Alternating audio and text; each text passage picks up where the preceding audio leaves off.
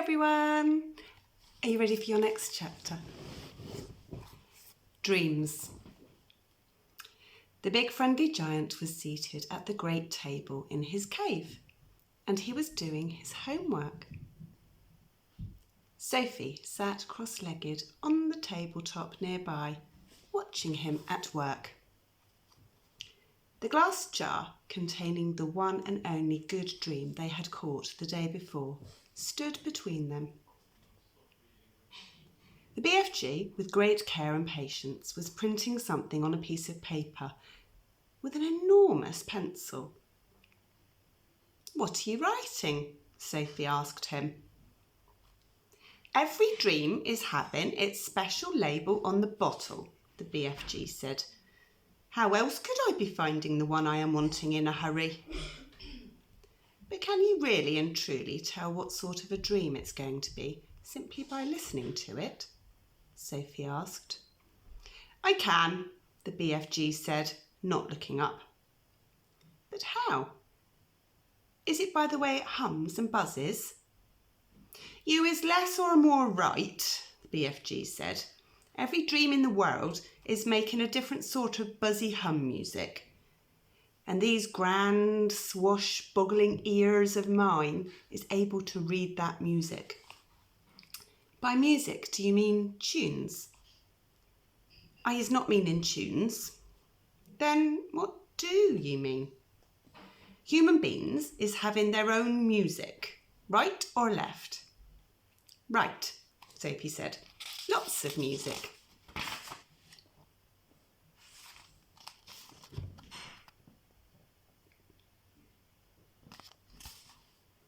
"And sometimes human beings is very overcome when they is hearing wondrous music. They is getting shivers down their spindles, right or left." "Right," Sophie said. "So the music is saying something to them. It is sending a message. I do not think the human beings is knowing what that message is, but they is loving it just the same." "That's about right," Sophie said. "But because of these jump-squiffling ears of mine," the BFG said, "I is not only able to hear the music that dreams is making, but I is understanding it also." "What do you mean, understanding it?" Sophie said. "I can read it," the BFG said. "It talks to me. It is like a language." "I find that just a little hard to believe," Sophie said. "I'll bet you is also finding it hard to believe in quogwinkles," the BFG said, "and how they is visiting us from the stars." "Of course I don't believe that," Sophie said. The BFG regarded her gravely with those huge eyes of his. "I hope you will forgive me," he said, "if I tell you that human beings is thinking they is very clever, but they is not. They is nearly all of them not muchers and squeak pips." "I beg your pardon," Sophie said. "The matter with human beings," the BFG went on, "is that they is absolutely refusing to believe in anything unless they is actually seeing it right in front of their own schnozzles. Of course, quogwinkles is existing. I is meeting them oftenly. I is even chittering to them." He turned away contemptuously from Sophie and resumed his writing. Sophie moved over to read what he had written so far. The letters were printed big and bold, but were not very well formed. Here is what it said. "This dream is about how I is saving my teacher from drowning. I is diving into the river from a high bridge, and I is dragging my teacher to the bank, and then I is giving them the kiss of death."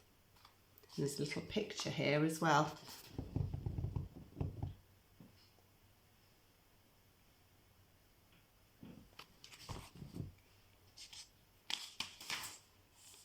The kiss of what? Sophie asked. The BFG stopped writing and raised his head slowly. His eyes rested on Sophie's face.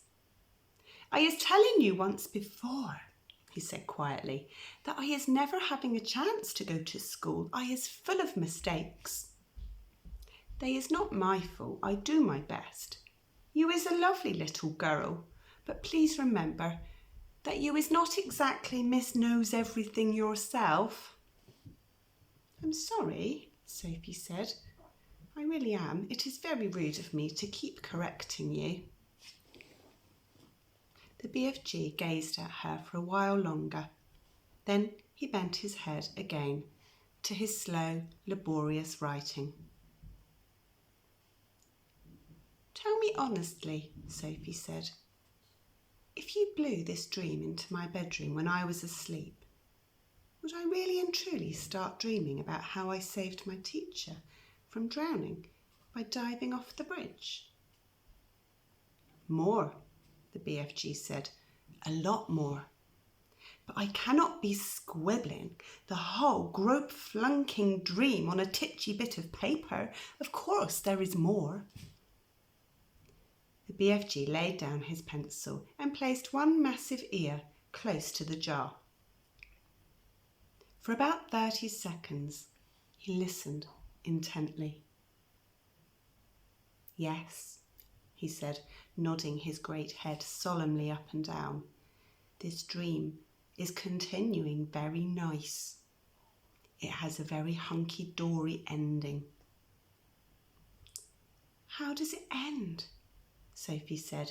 Please tell me. You would be dreaming, the BFG said, that the morning after you is saving the teacher from the river, you is arriving at school and you is seeing all the 500 pupils sitting in the assembly hall and all the teachers as well. And the head teacher is then standing up and saying, I is wanting the whole school to give 3 cheers for Sophie because she is so brave and is saving the life of our fine arithmetic teacher, Mr. Figgins, who was unfortunately pushed off the bridge into the river by our own gym teacher, Miss Amelia Upscotch. So 3 cheers for Sophie. And the whole school is then cheering like mad and shouting, bravo, well done. And forever after that, even when you is getting your sums all gungs whizzled and muggled up, Mr. Figgins is always giving you 10 out of 10 and writing good work, Sophie, in your exercise book. Then you is waking up. I like that dream, Sophie said. Of course you like it, the BFG said. It is a fizz wizard.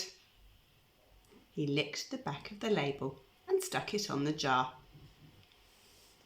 I is usually writing a bit more than this on the labels, he said, but you is watching me and making me jumpsy. I'll go and sit somewhere else, Sophie said. Don't go, he said. Look in the jar carefully, and I think you will be seeing this dream. Sophie peered into the jar, and there, sure enough, she saw the faint translucent outline of something about the size of a hen's egg. There was just a touch of colour in it, a pale sea green, soft and shimmering and very beautiful. There it lay, this small oblong sea green jellyish thing at the bottom of the jar, quite peaceful, but pulsing gently, the whole of it moving in and out ever so slightly, as though it were breathing. It's moving, Sophie cried. It's alive. Of course it's alive. What will you feed it on? Sophie asked. It is not needing any food, the BFG told her. That's cruel, Sophie said. Everything alive needs some sort of food, even trees and plants. The north wind is alive, the BFG said. It is moving, it touches you on the cheek and on the hands, but nobody is feeding it. Sophie was silent. This extraordinary giant was disturbing her ideas. He seemed to be leading her towards mysteries that were beyond her understanding. A dream is not needing anything, the BFG went on.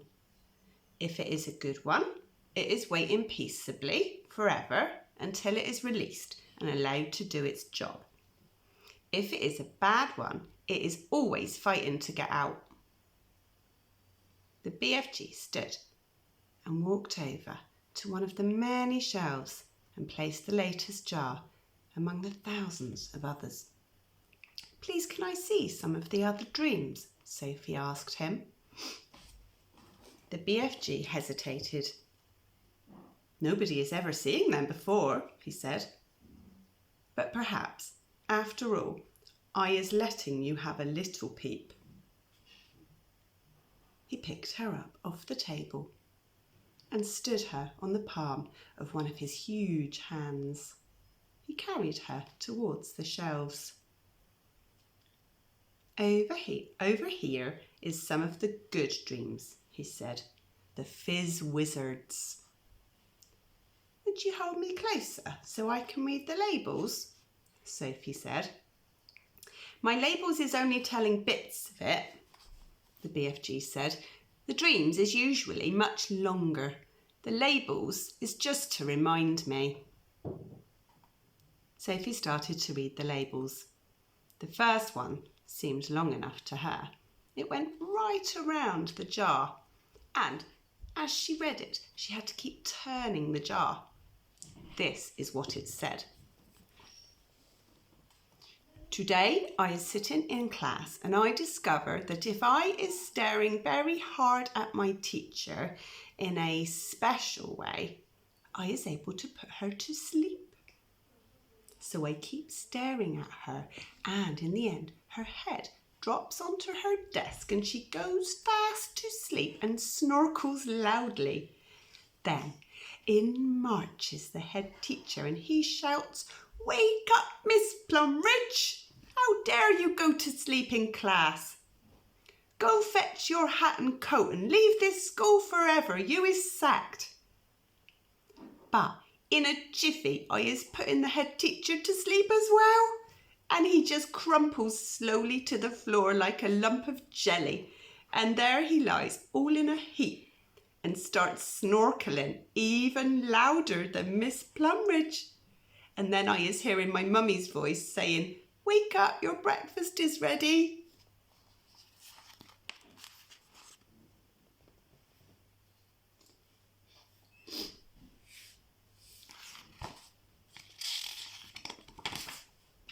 What a funny dream, Sophie said. It's a ring beller, the BFG said. It's a wopsy.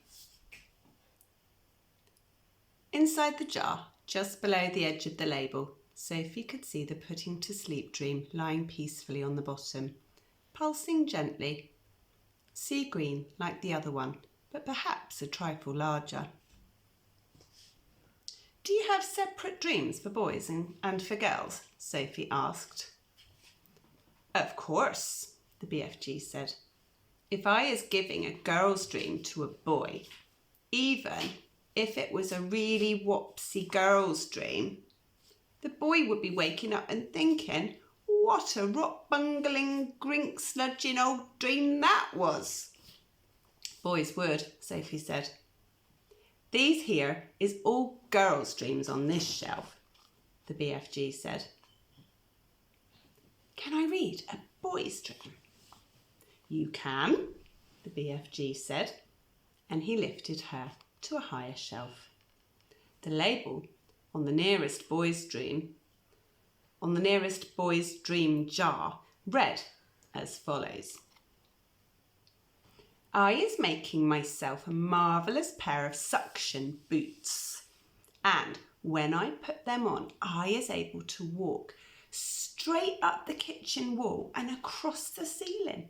Well, I is walking upside down. on the ceiling when my big sister comes in, and she is starting to yell at me, as she always does, yelling, "What on earth is you doing up there walking on the ceiling?" And I looks down at her and I smiles and I said, "I told you was driving me up the wall, and now you has done it." Here's a picture of the little boy's dream.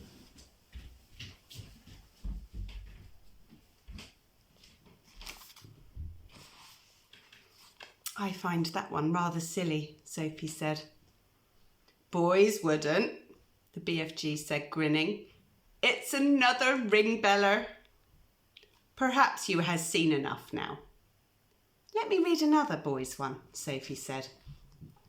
The next label said, "The telephone rings in our house and my father picks it up and says in his very important telephone voice, 'Simpkins speaking.' Then his face goes white and his voice goes all funny and he says, 'What? Who?' And then he says, 'Oh, yes, sir, I completely understand, sir, but surely it is me you is wishing to speak to, sir, not my little son.' My father's face is going from white to dark purple and he is gulping like he has a lobster stuck in his throat. And then at last he is saying, 'Yes, sir, very well, sir, I will get him, sir.' And he turns to me and he says in a rather respectful voice, 'Is you knowing the President of the United States?' And I says, 'No, but I expect he is hearing about me.' Then I is having a long talk on the phone and he is saying things like, 'Let me take care of it, Mr. President. You'll bungle it all up if you don't do it your way.' And my father's eyes is googling right out of his head. And that is when I is hearing my father's real voice saying, 'Get up, you lazy slob, or you will be late for school.'"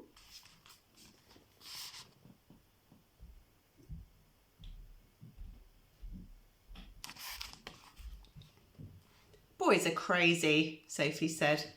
"Let me read this next one." Sophie started reading the next label. "I is having a bath and I is discovering that if I press quite hard on my tummy button, a funny feeling comes over me and suddenly my legs is not there, nor is my arms. In fact, I has become absolutely invisible all over. I is still there, but no one can see me, not even myself. So my mummy comes in and says, 'Where is that child? He was in the bath a minute ago and he can't possibly have washed himself properly.' So I says, 'Here I is.' And she says, 'Where?' And I says, 'Here.' And she says, 'Where?' And I says, 'Here.' And she yells, 'Henry, come up quick.' And when my daddy rushes in, I is washing myself and my daddy sees the soap floating around in the air. But of course he is not seeing me. And he shouts, 'Where are you, boy?' And I says, 'Here.' And he says, 'Where?' And I says, 'Here.' And he says, 'Where?' And I says, 'Here.' And he says, 'The soap, boy, the soap, it's flying in the air.' And then I press my tummy button again, and now I is visible. My daddy is squiffy with excitement, and he says, 'You is the invisible boy.' And I says, 'Now I is going to have some fun.' So when I is out of the bath and I have dried myself, I put on my dressing gown and slippers, and I press my tummy button again to become invisible, and I go down into the town and walk into the streets. Of course, only me is invisible, but not the things I is wearing. So when people is seeing a dressing gown and slippers floating along the street with nobody in it, there is a panic with everybody yelling, 'A ghost, a ghost.' And people is screaming left and right, and big strong policemen is running for their lives. And best of all, I see Mr. Grummet, my algebra teacher, coming out of a pub, and I float up to him and say, 'Boo, and he lets out a frightsome howl and dashes back into the pub. And then I is waking up and feeling happy as a whiff squiddler.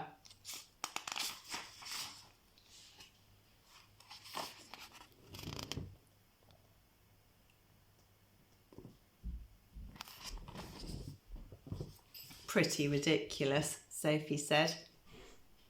All the same, she couldn't resist reaching down and pressing her own tummy button to see if it worked. Nothing happened. Dreams is very mystical things, the BFG said. Human beings is not understanding them at all. Not even their brainiest professors is understanding them. Has you seen enough? Just this last one, Sophie said. This one here. She started reading. I has written a book and it is so exciting, nobody can put it down. As soon as you has read the first line, you is so hooked on it, you cannot stop until the last page. In all the cities, people is walking in the streets, bumping into each other because their faces is buried in my book. And dentists is reading it and trying to fill teeths at the same time. But nobody minds because they is all reading it too in the dentist's chair. Drivers is reading it while driving and cars is crashing all over the country. Brain surgeons is reading it while they is operating on brains. And airline pilots is reading it and going to Timbuktu instead of London. Football players is reading it on the field because they can't put it down. And so is Olympic runners while they is running. Everybody has to see what is going to happen next in my book. And when I wake up, I is still tingling with excitement at being the greatest writer in the world has ever known. Until my mummy comes in and says, I was looking at your English exercise book last night and really your spelling is atrocious. So is your punctuation. And here's a picture of this strange dream.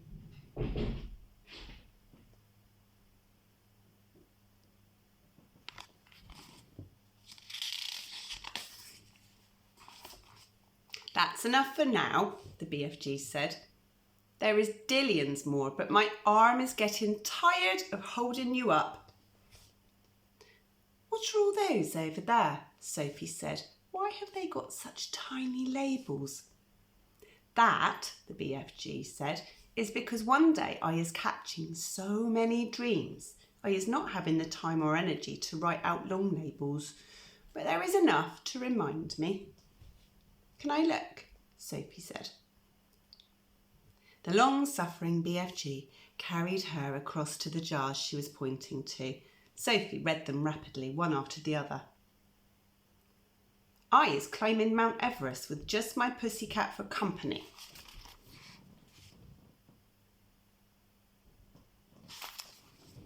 I is inventing a car that runs on toothpaste.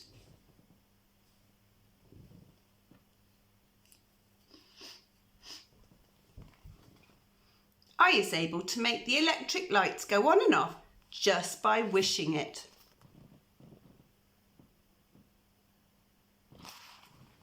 I is only an 8-year-old little boy, but I is growing a splendid bushy beard and all the other boys is jealous.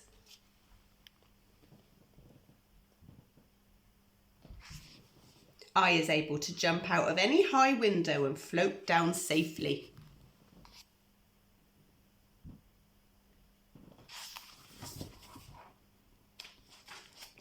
I has a pet bee that makes rock and roll music when it flies.